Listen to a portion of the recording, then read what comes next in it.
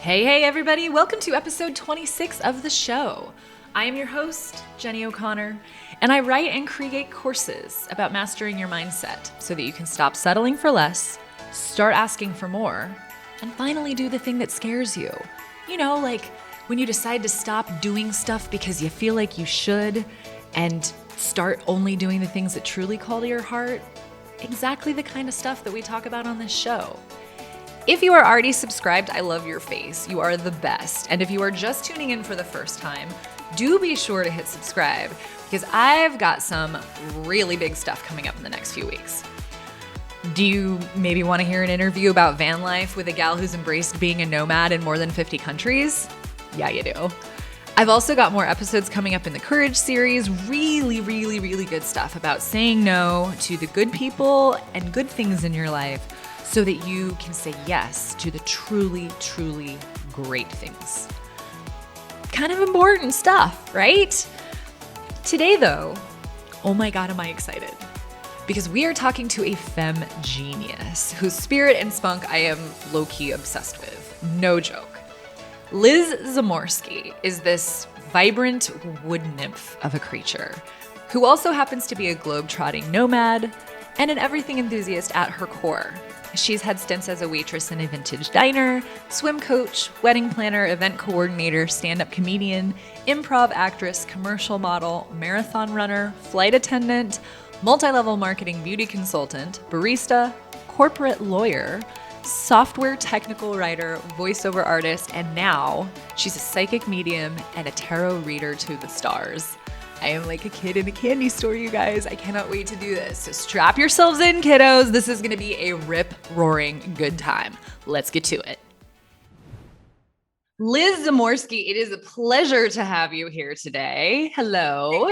Hello. Thank you so much. I'm so excited to be here. Yay, me too. And I was just thinking about it. How many people have the privilege of meeting the personalities they follow on Instagram in real life? Right? That's how I feel too. I'm like, hey, you're that lady in the little 1080 by 1080 pixel square. I know. And I get like googly eyed over your posts. And I was just like, this is really cool to get to do this in person. So I'm very excited. Thank you so much. I'm excited too. So I have to tell you that like absolutely one of my favorite things that you do are your mixtapes that you create. Those are so fun. And so for those of you listening, maybe you remember mixtapes, maybe you don't remember mixtapes, but you remember mix CDs. Yeah. Once upon a time, they were cassette tapes and they were everything. And so you create those for like the new moon and the full moon. How frequently? Yeah, that's how I do it. So it's basically every 2 weeks, a new mixtape comes through. So I just center them around the new moon and the full moon energies, because those more and more of us globally are following the moon phases and actually learning how to use them. And so I'm like, here's another way besides, and it's all great. It's all valid, like making moon water or setting intentions or releasing or burning things. And I also really work so much with my clairaudient sense, like my hearing sense, with my intuition. So it just made sense for me to share this with other people. And I'm so glad that they resonate with you, because I just feel like it's another way to support that energy that we're going through. Yeah, I absolutely love it. I'm very like, music is a very big thing for me. I'm writing a novel and like incorporating music into it. And I have another person, influencer who I follow, and she just includes, playlists in her emails that she sends out, sometimes curated, sometimes something that she's actually put together herself. But it's such a cool added gift to your audience. I just think it's great. Thanks. Yeah. And I feel like it connects us on a deeper level, because I'm also a huge music lover, and it really speaks to me in different ways. And there's something about, I've heard the phrase collective effervescence of listening to live music with other humans, and that collective effervescence that we feel, that collective experience we have when we're listening to live music together. And so it just really hit me, like in this time, especially where not so many people have the privilege of seeing live music, how can we come together with that collective effervescence and know that we're all kind of listening to and experiencing similar energies at the same time? And that really helps to coincide with those moon phases. But it just makes me feel like when we can't do it all together in person, like this feels really cool. Yeah. Yeah. And I mean, there's so much nostalgia around some of the playlists that you create. So, I mean, I'm sure you're bringing up those same kind of feelings for all of the people that are listening. And yeah, it's so much fun. I love it. Yeah. Thank you. Yeah, of course. So based on your bio, you sound a lot like me, and not just because we've done a lot of the same things. Like, I mean, I was a wedding planner and an event coordinator and a barista at one point, but I do have some people who come on my show who are everything enthusiasts, but with like a theme. Like, so like health is like the umbrella theme, but you, much like me, yours is a wide breadth of experiences, like, and sometimes very unrelated experiences. So over the course of your life, as you have dabbled in all of these different things, what has been your motivation? Like, did your parents encourage you to just explore all the shiny things that got your attention? Or were you like searching for your passion? Talk to me about that. Yeah, so it was actually very discouraged for me to be following my passion in my family, where we were basically taught from a really young age, pick your thing, know your thing, and then you have to work your whole life to get there. And it has to be very linear. And both of my sisters were able to do that really well. They knew from a young age, I'm going to be a teacher. And so they followed that all the way through, and they're very happy being teachers. I, on the other hand, was one of those kids who every other week I was like, I'm a pediatrician. I'm going to be Indiana Jones. I'm going to be a pop star. You know, there was a lot, you know, there was a while when, like, remember how Tammy Faye Baker back in the 80s had that, like, those times where her evangelist eyelashes and mascara were just running down her cheeks as she was crying. I don't know if you have the touch point of Tammy Faye Baker. Yes. But okay. Like, I watched that as a small child and then like went in the bathroom and just like emulated it in the mirror, being like, I could do that. I could be that actress. I could be her. Wow. So I just would get really into different things and be like, I want to be an Egyptologist or a marine biologist. And I felt like there was something wrong with me because I couldn't choose the thing. And, you know, at that time too, a lot of grown-ups in my life, they thought it was really sweet to ask a child, like, what do you want to be when you grow up? Which sounds really innocent, but for a kid who already had like anxiety issues and like couldn't pick her passion, it was really tough to hear that and feel like I had to come up with the thing. And so when I was 16 and was eligible to work for the first time, I started working at this 50s nostalgia-esque diner right outside of DC with my best friend. She worked there too. And we had, you know, these like very nostalgic uniforms, and it was just fun. And then the next job I took from there was a lifeguard, because I thought, you know what, I'm 16. What's the coolest job I could do? Lifeguard. And it ended up being, what's the coolest job I can think of?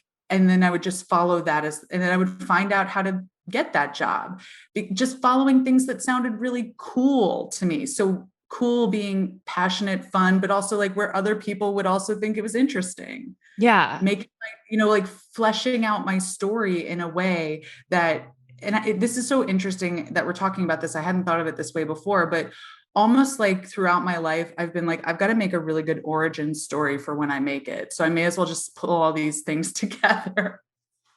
Yeah. Yeah. 100%. I mean, I always say that people like us are the most interesting person at a cocktail party. You know, yeah. If there's only one thing people can say about me after I die, it's that I wasn't boring. For sure. Yeah. And when you bring up a cocktail party, exactly. People are always like, this is my friend Liz, and you've got to talk to her about da da da da da, you know, and it changes from person to person. Mm-hmm. And that's just fun. It keeps it interesting for me too. Absolutely. So why did you stop doing each of those things?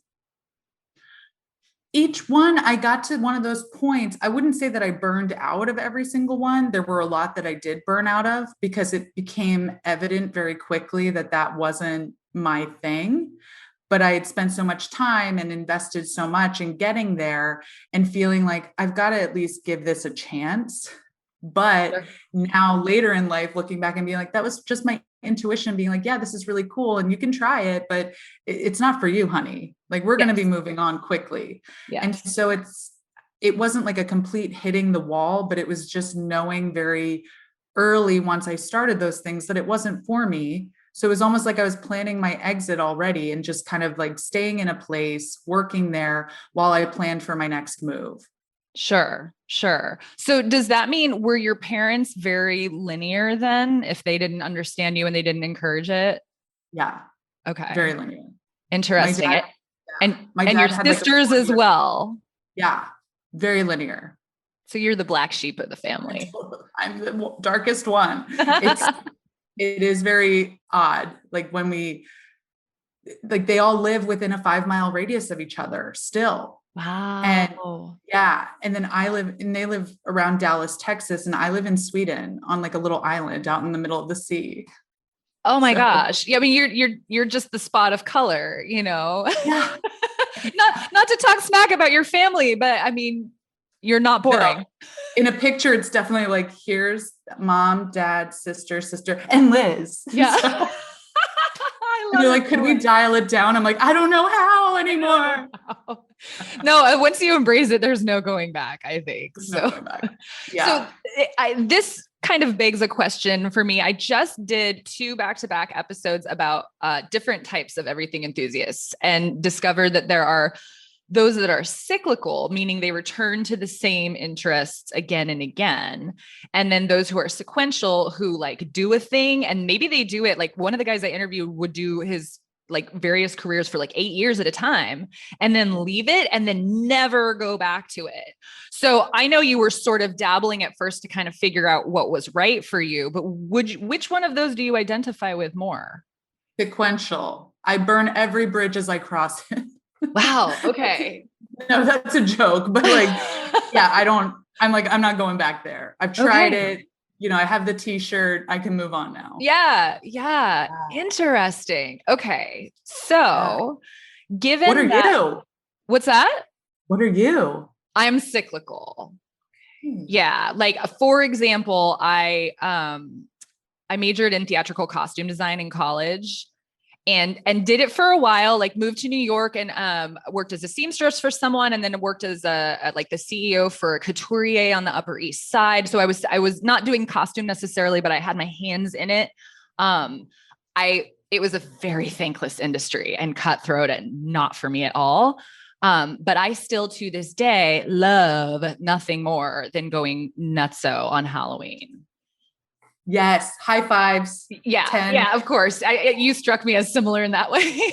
Very costumey in my daily life, as you can see. Yes, definitely. Yeah. So for me, a lot of those interests, like I was a private chef for a while. I still absolutely love to, all of that. And I would do a catering job for someone if they like begged me to at this point, but it's not how I pay the bills anymore. So yeah. Right.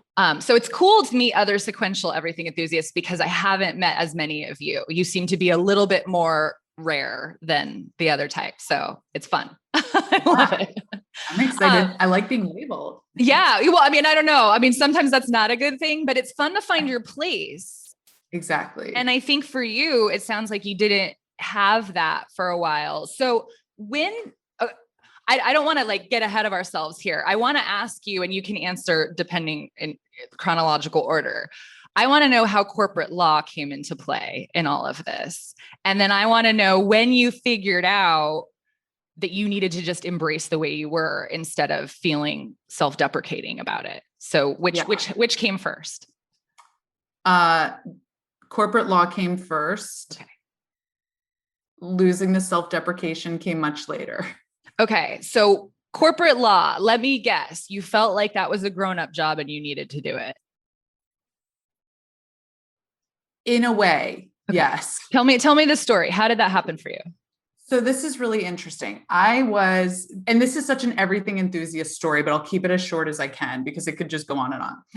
But I was working as an event coordinator at a flagship hotel in the middle of Washington, DC, living in Northwest DC in DuPont Circle, like if anyone's from that area, and just like this really artsy, fun, young area of DC. And then, commuting to work, I worked a block from the White House. It was just cool. Like I liked my life there. Mm-hmm. And one of my friends decided to sign up for one of these marathon training groups that's also a charity group. And they were raising money for the Whitman Walker Clinic, which was the AIDS clinic in DC at the time. And so I was like, you know what? I'd like to run a marathon. I'm not a runner, but like if they'll train me, I'll do it. And I'll raise money for this charity. So I started training for this marathon. And I ran the Miami Marathon in January, and it was a very different climate and topography than DC in January, training in DC in January. So running the Miami Marathon was both incredible and also just one of the craziest things I ever did. I was so hot, like I was delusional by the end. Oh my God. It was crazy. And I hate running, so I can't even imagine. It was just so bad. It was just so bad. And when I ran through Coconut Grove in Miami, my mom and like 3 of my friends were sitting there having Bloody Marys at a sidewalk cafe as I ran by. And I was just like, you're not good spectators. You're not supporting me. You're not supposed to be eating the delicious thing while I run by. Don't do this. And, so that's a metaphor for them. But so I had gotten to really close to the end of that race. And it was one of those moments where you're making a lot of promises to yourself. Like, if I can just do this, I can do anything. And I was like, I had not graduated from university. Like I was such an everything enthusiast that I came into college, felt really lost because I couldn't pick my thing. And I was like, I just need to go out and get a job instead. So I had left university. And at the end of the marathon, I was like, I'll drop back into school. And I'm really going to find like my thing and finish what I started. And I'm going to advocate in some way for women and children, like somehow, some way. And so I dropped back into school. I started school that fall at a college in DC and finished my undergrad. But the whole time I knew in my mind, I was like, I'm going to either work for an NGO or I'm going to go to law school, like one or the other. And I was really just picking it out. And I started studying for the LSAT, which is the entrance exam to law school. And I love tests. I love I don't know why. Okay. It's so weird. But I love taking tests. I love figuring out, especially standardized tests, like figuring out the code and just doing it. And so I scored really well on the LSAT and I got a full academic scholarship to law school. Wow. And yeah. Yeah. I don't think I knew that could happen. Yeah, you can. Wow. It did happen. Amazing. And so, yeah. And so I was like, well, it looks like I'm going to law. Like, it was one of those things where I was just like, well, that kind of made my decision for me. Like, if I'm not going to have to pay for the tuition, I'll go do that. But I had to take out loans for when I finished undergrad. I had to take out cost of living loans for law school. And within the first semester of being at law school, I was just like, this is not for me. This is definitely not for me. And it's 6 semesters long. It's 3 years long. And I knew in that first couple of months, like, I'm not meant for this. I'm good at taking the test, but I'm not going to be good at this. And I just had this moment where I was like, I'm stuck here because I have so much debt for undergrad. And I have so much debt now already, even just for my first year of living, and buying the books and all of that. I was like, I better just see this through, get the highest paying job I can get, pay back the loans, and then start all over again. Like that was my plan. Wow. Yeah. Which is, I only recently was able to actually admit to myself that that's what had really happened, because I couldn't think of it in those terms. I just had to be like, well, this is just really hard and I'm just going to buckle down. But that was in the beginning of Facebook as well. And I get those memories that pop up every day. And the amount of naps that I took and documented on the internet, during law school, because I just had to shut off during the day. It's crazy. But so I graduated from law school. I got a job working at a corporate practice in Dubai. And I was like, that's what I'm going to do. I'm going to go there. I'm going to pass the bar in the US, go to Dubai, just make as much money as I can and get myself out of here. And that's what I did. That's what I did. Wow. Yeah. Okay. So that wasn't really external pressure. That was kind of just a choice you made and then felt like you had to see through. Yeah. Cause I just didn't feel like if another option, another viable option had come up while I was in law school where I was like, okay, that's what I'm going to go do. Because I could have at that point too, I wouldn't have had to take like an extreme job to pay off the amount of loans that I had, but I needed something. Like I couldn't just drop out of law school and kind of flit around. And so I've realized that had something else come onto my path that would have been an idea, I would have taken it. I know I would have, but it was just kind of like not knowing at the time because I wasn't in tune with that part of myself. Like I was open to the universe just being like, if I'm not supposed to be here, give me something else. Give me something else. Sure. Yeah. So there was clearly a reason for it. Do you feel like you figured out what that reason is now? It's starting to come through little by little. Okay. And a lot of it was showing me that I can do hard things. Another one was also really changing my money mindset because I have now paid off $200,000 worth of educational loans. And we did it. My husband and I did it in 7 years, and it was grueling to have that massive debt on my shoulders. And I know so many people can relate with that. And it was heartbreaking for me with where my money mindset was when I graduated from law school and had to start paying back my loans. It was really hard to see my paycheck come in every month and watch all of that for me, like all of that money that I was like, I did it for this. I did it for the golden handcuffs. Like I did it for the money at that point, watching all of that just being like siphoned off to Sally Mae and like the US government. And that was really difficult for me, but it also put me in this money mindset of not wanting to be in debt, not wanting to, personal choice, but not wanting to pull back the throttle on my life ever again. Just to like figure out how to tap into the flow of abundance and energy and money. So I can just always say yes. Yeah. Yeah. Yeah. Good. I mean, so I'm absolutely a believer that everything happens for a reason, but those reasons aren't always immediately evident. They sort of, you'll get a flicker of it here and there, but that seems like a big one, I think, for sure. Right. Yeah. So how did you reconcile being a corporate lawyer with the fact that you're allergic to the color beige? It was really hard because it feels like the definition of like, so. Yeah. So it was the definition. I call it beige and bougie. Like it was the definition of beige and bougie. Yeah.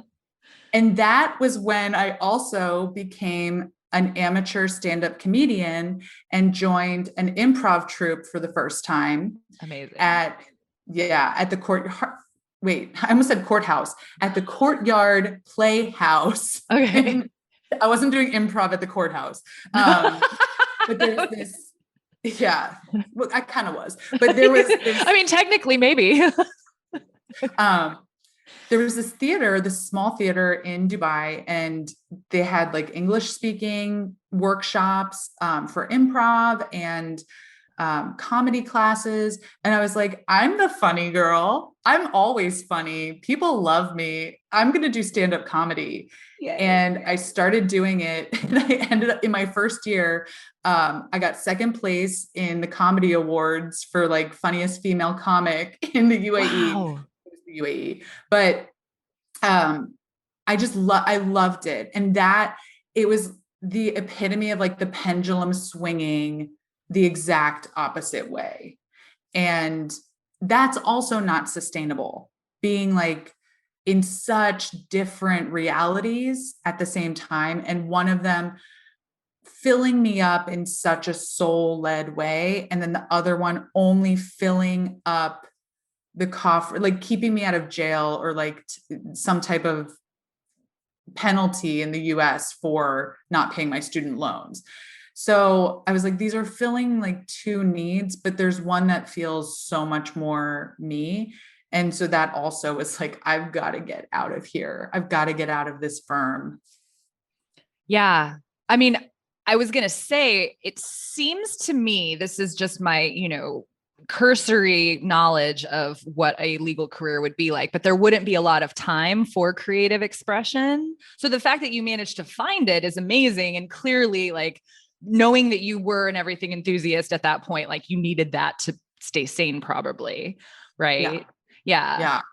So thank goodness that existed for you. I have to tell you, I think that stand-up comedy is the scariest thing I can possibly imagine. Like, I will do all kinds of crazy shit. I've been like within 10 feet of a bear, like taking video, which is probably not advisable, but that scares me more than anything else. So I'm just mad impressed that you were like, I'm good at this.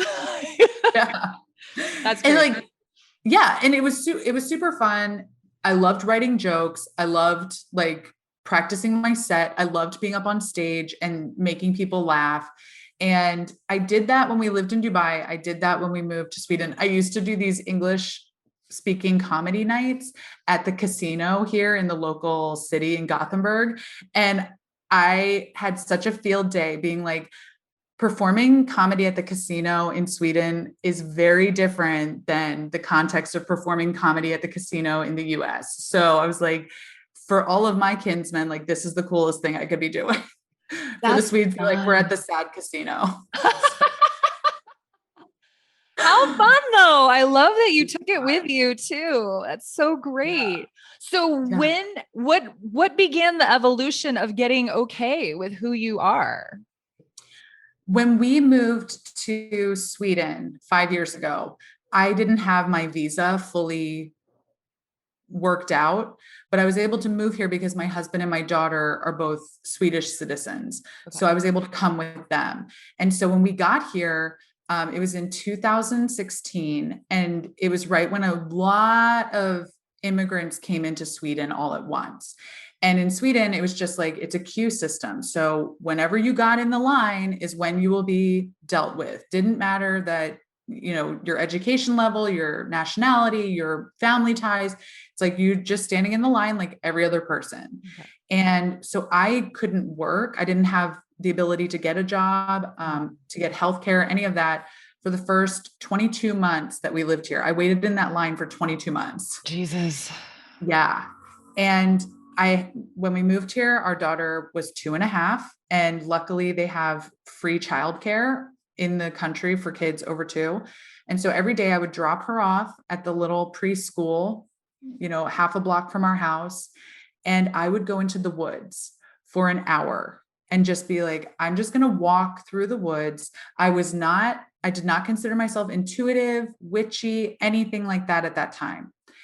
And something happened in the woods over that time, over that protracted period of time, where things just started working themselves out. Like, I was moving my body. I was just allowing myself to be present in the woods, not calling it meditation, not making it a practice or anything. But I now know that was time that was just working out my wiring and allowing my nervous system to settle down from what I had just put it through. And so that really was a huge shift for me, was like being out in nature and by myself and not having the ability to work. It had to be pulled from my cold, dead hands and like waiting for a visa. It had to be like, you legally cannot work. You've got to calm down. And that changed everything for me. Wow. Yeah. It's like you had the ability to listen, like hear through the noise for the first time. So that was one of my questions for you, was like, how does one discover that they are a psychic? Is that kind of when that happened for you? that was when that happened, because in the beginning, I wasn't listening to anything as I walked. I just was like walking and going. And then over time, I started listening to podcasts as I would walk through the woods. And, I started out with the true crime ones, just like, we all do. We all have our face. And then, then I moved into Radio Lab, which was still a thing then. And, I would just walk and listen and feel like I was filling up another part of me that had been missing, like that interaction with English speakers and people. Sure. And I just stumbled across this paranormal podcast, and I've always loved the paranormal, like Area 52 or Area 51 and like aliens and Roswell and Bigfoot and ghosts and everything. And so I was like, I'll just listen to this one, and no one knows I'm doing it. Right. And the host of the podcast had on all of these, I'll say, spiritual people, guests, and they were just talking about stuff that to me was so far out and so cool, but it was like I was remembering something. Like it felt so familiar, right? Yes. Oh my God, you just gave me the chills. I can completely relate. Yes. Yeah. And you're like, I don't know what that is, but I feel like I do. Yeah. And it just, everything, I heard every guest saying, every podcast I then started finding from there, it was like just making me hungrier and hungrier as it nourished me more, and being like, oh my gosh, I got to look that up. What is that? What's breath work? What's this? How do you even read oracle cards? I've never even heard of those. And so this was like October 2018. This was not a long time ago. This was less than 3 years ago. And the host of that podcast said, every single person is psychic, and I do a professional psychic mentorship, and you can sign up for it, and da, da, da. And I was like, I'll sign up for that mentorship. I paid the money. It was interesting, but I didn't feel like I was so activated by it. But through that group that I joined with that, I found this woman who was giving a beta oracle card reading class. And I joined it. It was free. I was like, I'll join up with this lady's free thing. And over the next 30 days in her beta group, reading oracle cards, I was like, oh my gosh, I've never touched the book. I'm getting way different stuff than anybody else in the class. But it was like, I was getting things coming through where I was like, I'm seeing a man like walking downstairs, and, I can smell the smell of baking bread, and like, someone's in tears, and she's like, that's my dad. And I was like, oh my God. Wow. Yeah. And it was like, I was in the right place. It's the everything enthusiast. I was in the right place at the right time. And I just allowed myself to not hold it back, because I was like, I'm good at this. I could be good at this. I'm good at everything. I try everything. Yeah. Well, no, I mean, that's the thing, is we're good at the things that we do. We might not be masters, but I don't think that's an arrogant thing to say at all. Yeah. Is that we just, when you're jumping in with both feet and you do it, you're like a serial jumper. You're passionate for that however long, but you're into it. So of course you're going to be competent. Exactly. And confidence and intention are so much of accessing your psychic powers. I was trying to think of a different word than powers, but I was like, we're the powers.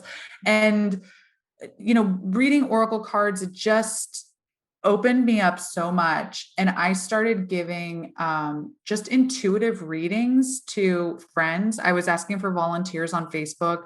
I was giving intuitive oracle card readings for free. And then also I discovered that when I would be walking in the woods, I was the whole time I had been walking in the woods, I was getting these psychic intuitive downloads, but I didn't know that's what they were. I didn't know that's what I was accessing. So once I started dabbling in the intuitive, psychic, witchy stuff more, and using my intention and seeing how things came through, I was like, I've been doing this the whole time. I just didn't know that it was valid. I didn't have anyone saying like, this is a real thing, and you're actually helping, you're rewiring your nervous system. Yeah. And so I just started opening up my voice recorder, my voice note app on my phone.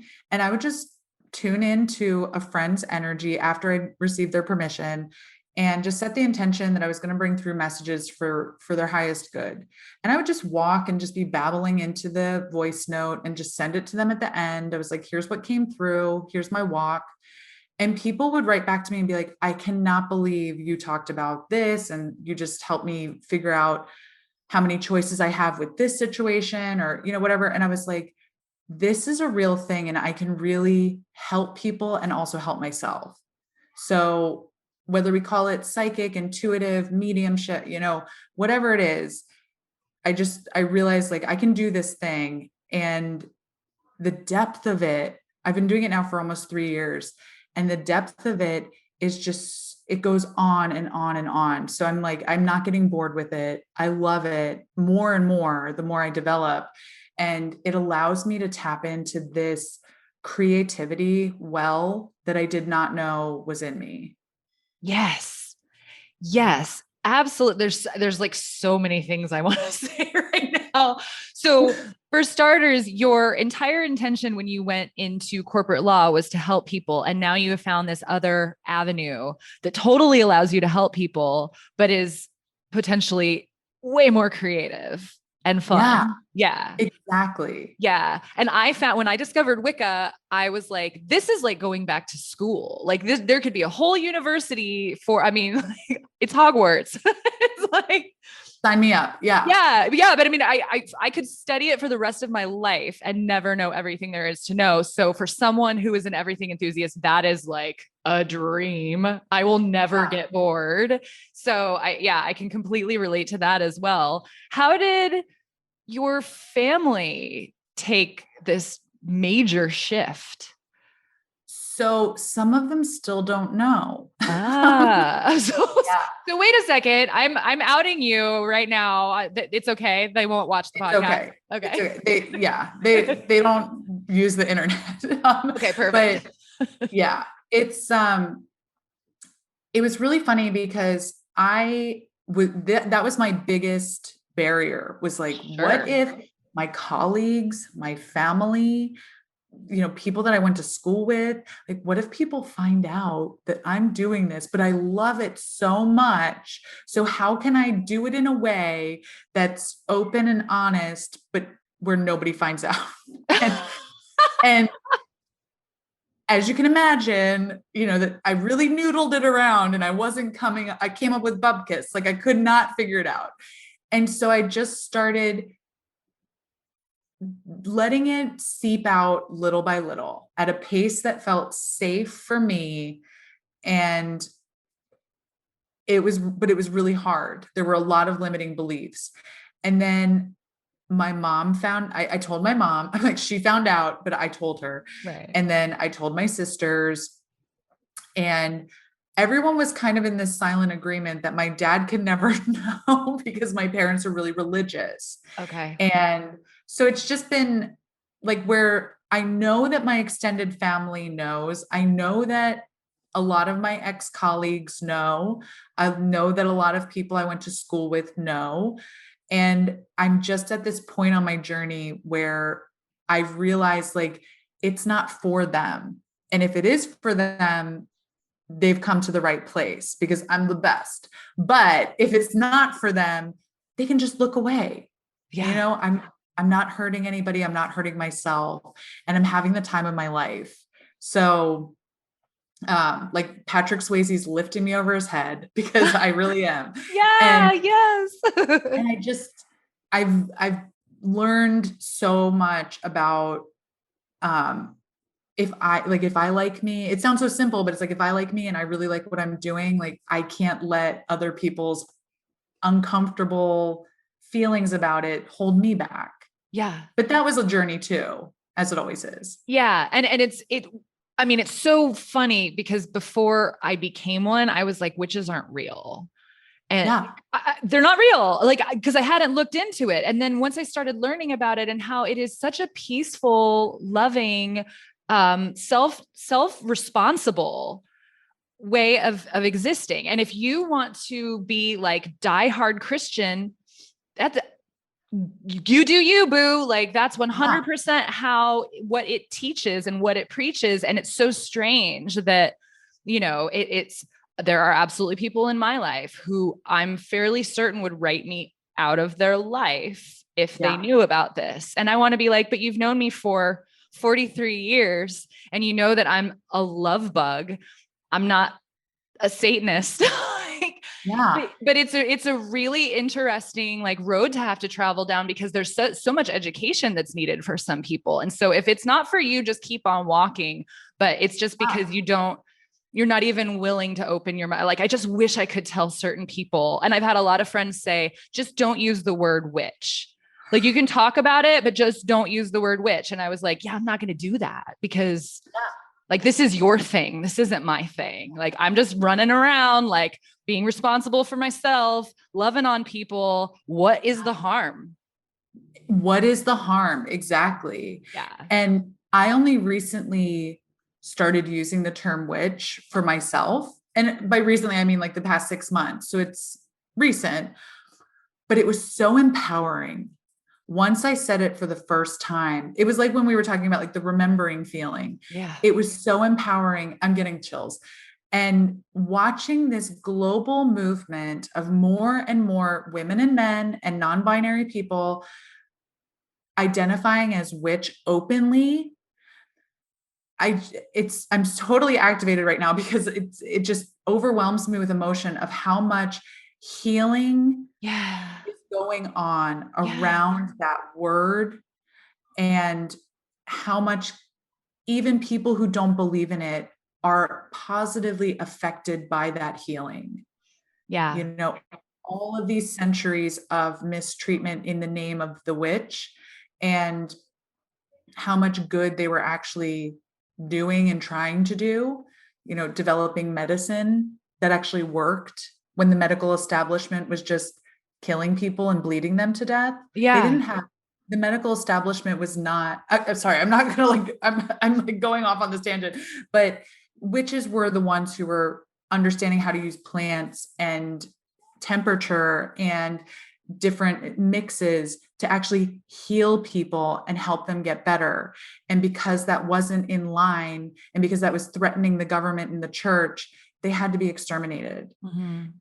And we had to stay quiet because of that. It was in our DNA. That trauma was in our DNA for over 400 years. And now we're saying like, this ends with us, because there is value in this and we are bringing value to the world. And so much of it is just, like you said, loving on people, loving on ourselves. Yeah.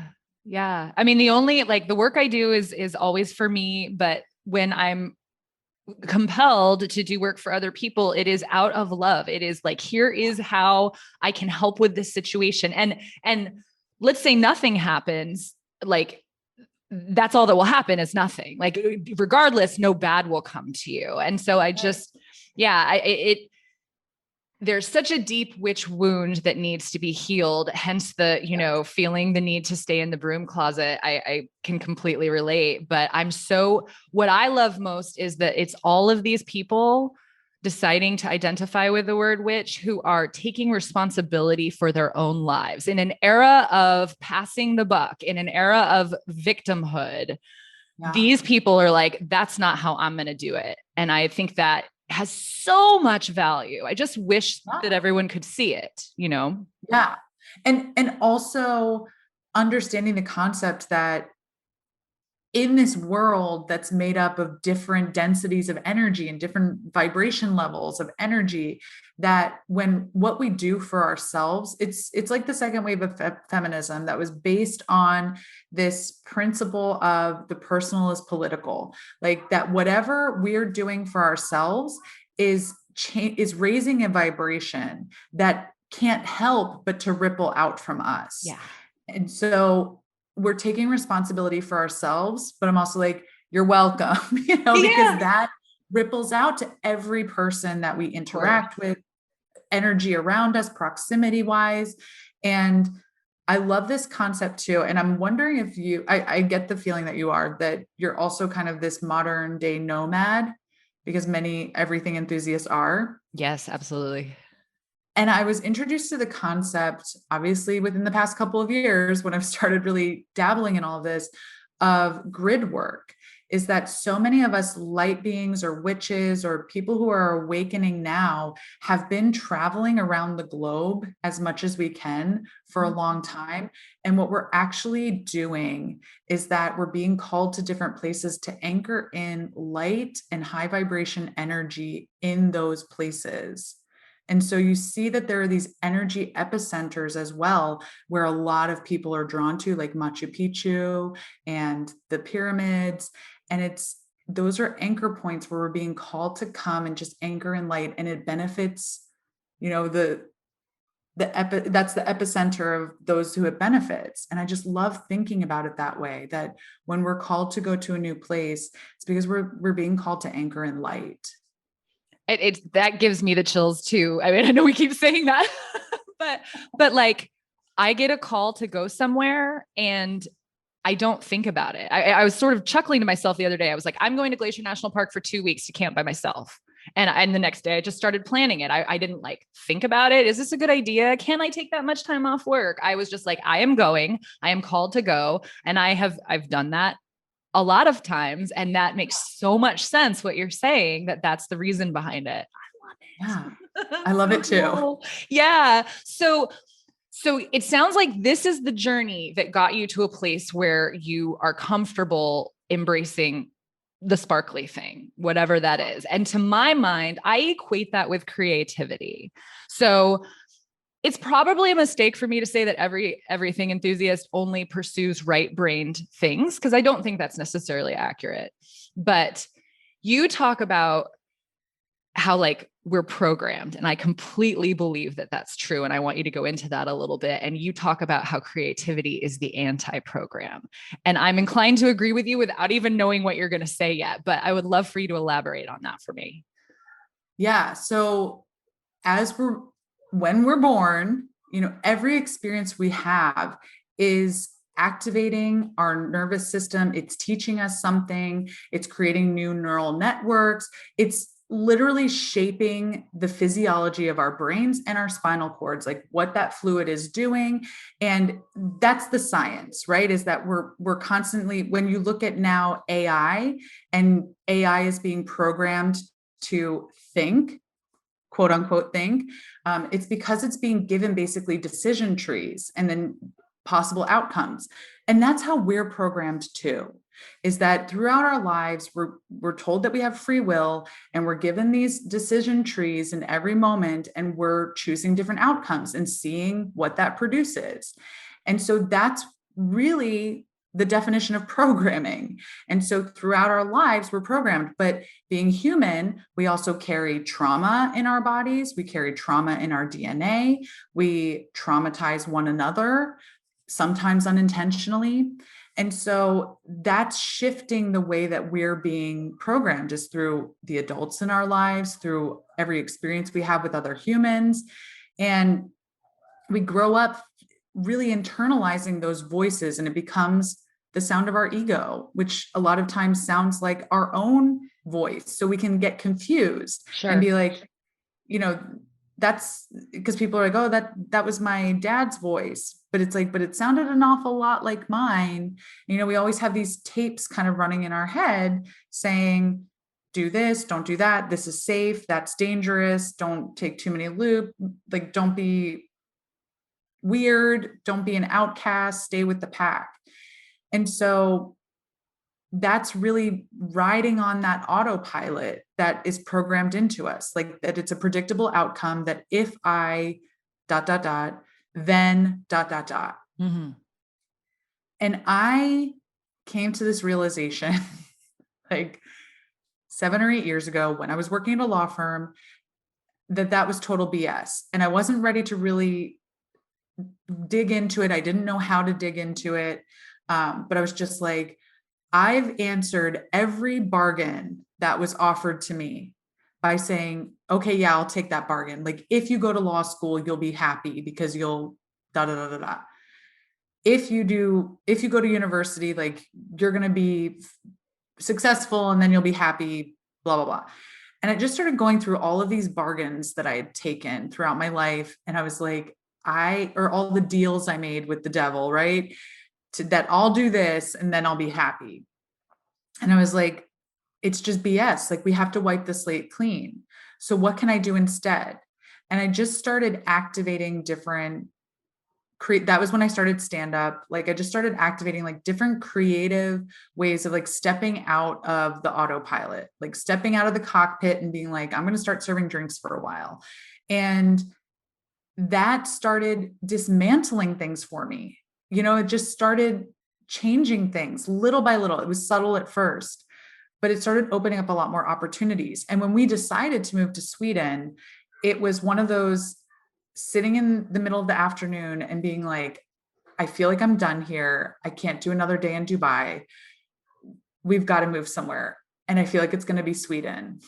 And my husband, like, making all of his, pros and cons lists to justify Sweden being the best move for us.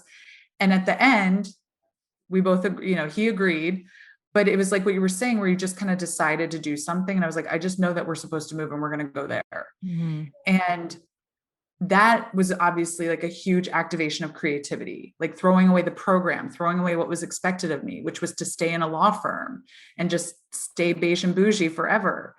And when we moved here, like, walking in the woods every day, moving my body activated a different creative portal for me. Being in the woods activated different creative portals. I started painting for the first time and doing like massive collage work and just allowing creativity to flow through my body. And I'm telling you that the more I let my subconscious take over and be creative and just let it do what it wanted to do, the more I just felt so sure of myself and felt so sure that my happiness was worth whatever it was going to take. Yeah, I think the more you allow that, the more you are able to discern that those stories aren't yours. Because I agree with you. Like, until you think about it, you're like, that's my story. That's just what I grew up with. That's what I know, blah, blah, blah. And then like one day you're like, wait a second, do I even agree with that thing? And I do believe that allowing your mind to just go is the first time that you get to sort of like take that identity back and say to yourself, like, wait a second, I need to question this and this and this and this. And so I agree with it wholeheartedly. And I think it's so incredible that that's where you have gotten to. And that it all started with taking walks in the forest, because for me, I was on a solitary retreat in Colorado when it came to me who I really was. So it's being in nature is how you get the calling, It is. And I see the book Big Magic over your shoulder and my eye keeps being drawn there. And I mean, that's another one that I actually listened to the book on tape, or like audio, not book on tape, audiobook in the woods, and was just sopping it up. I mean, everything she was saying, she was talking about using your channel, using your inspiration, using your intuition, answering the call to creativity in every moment, and watching how your life just starts organizing itself around your joy. Yes. Oh my God. That's such a beautiful line. That is 100% what I have experienced as a result of just like embracing it. I mean, I fought my everything enthusiast tendencies for decades.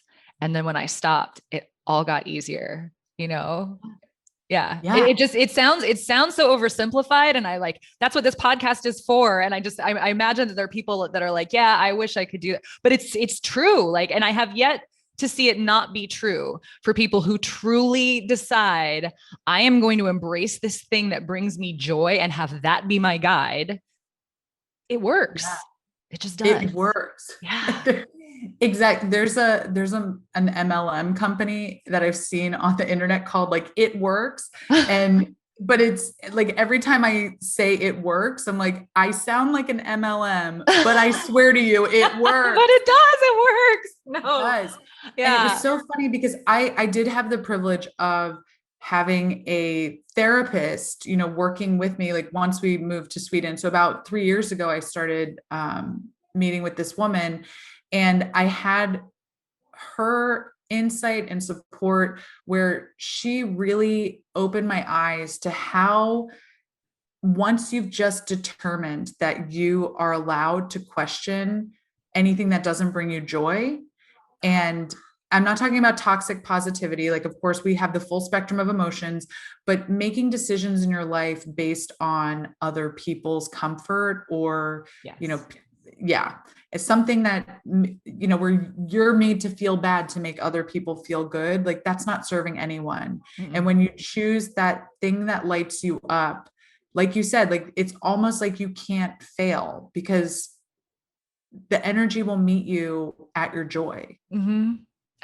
Yes, I could not agree more. It's so exciting to hear other people like living it. You're living proof that this is a real thing. And it's so inspiring. I absolutely love it. You have a course coming up that you're about to launch. Would you talk about that? Sure. It's a tarot mentorship course. So I do offer one-on-one tarot mentorship, and that's amazing. Okay. But I've decided to open it up to a group setting. So that will be starting August 10th. It's going to be a 4-week hands-on learning how to read tarot. You're going to have a tarot partner and you're going to be practicing, and it's just activating intuitive tarot. So you don't have to memorize 78 card meanings plus reversals. It's really learning how to tap into your own intuition. So you're intuitively reading the tarot, and the accuracy is cuckoo bananas. It's amazing once you tap into it in that way. So we do 4 weeks of training together, and then there's 2 weeks of integration afterwards. And that starts August 10th. So I'm super excited to launch that again. Oh, that is so cool. So you've run this program before. I did not mean to say the word again. Okay. This is the first time. Okay. I'm running the group program, but I've done tarot mentorship one-on-one before. So this is just accessing it in a group setting. So I don't know why I said again, but thank you for asking. Oh no, it sounds absolutely fascinating. So and believe me, I could keep you on this call for another hour at least. Yeah. But out of respect for your time, I am not going to. I want you to tell my listeners how they can find you. Is there anything you would like to add before we get to that final step? It sounds really cheesy, but it's like, just keep believing in the magic of your joy. Period. Yes. See where that takes you. Yes. I love it. That is such a beautiful message, and I could not agree more. Thanks. Yeah. All right. So where can we track you down? So I'm on Instagram. That's where I'm the most active on the internet. My handle is The Femme Genius. And then also my website, which is my name, www.lizzamorski.com. So if you need to see that in writing, I'm sure you'll have it somewhere. I will. I'm going to drop all of those links in the show notes, of course. I usually figure people are like driving or doing something and there's spelling issues. And so, I'll make it super easy to find you. Yeah, I spell my name weird. So anytime I'm like giving someone my web address, I'm like, let me just write it down for you. Exactly. People are like, can I get your email? I'm like, no, it's a mystery. It's going to be a mystery. I love it. Yeah. Well, Liz, this was such a pleasure. Thank you so much for coming on and sharing your amazing, beautiful energy with my audience. Thank you so much. I would love to do this again or have you on one of my lives. So thank you so much. Yes. I can't wait to see you soon. Absolutely. Sounds great. I will talk to you very soon. Take care. Bye. Bye-bye. So I could have kept on going with that interview for literally the rest of today.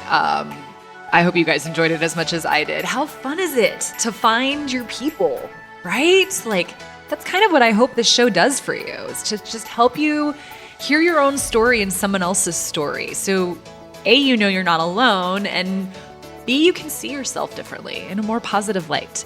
So that's why the Everything Enthusiast exists, you guys. If you loved Liz like I do, you're going to want to go to Instagram right now and follow the Femme Genius. Her posts are like a jolt of neon high vibe happiness. And who doesn't need that in their daily life, right? Please be sure to subscribe if you haven't already done so. And if I could talk you into leaving a teensy little review, I would be so, so grateful. You guys, reviews are like worth their weight in gold. That is how my podcast gets found in the sea of other podcasts. So I will appreciate you forever if you take the time to leave me one. Also, you can connect with me on Facebook and Instagram at Your Creative Fairy Godmother. And as always, thank you so very much for being here with me and for listening. And I look forward to talking to you on the next episode. Bye-bye.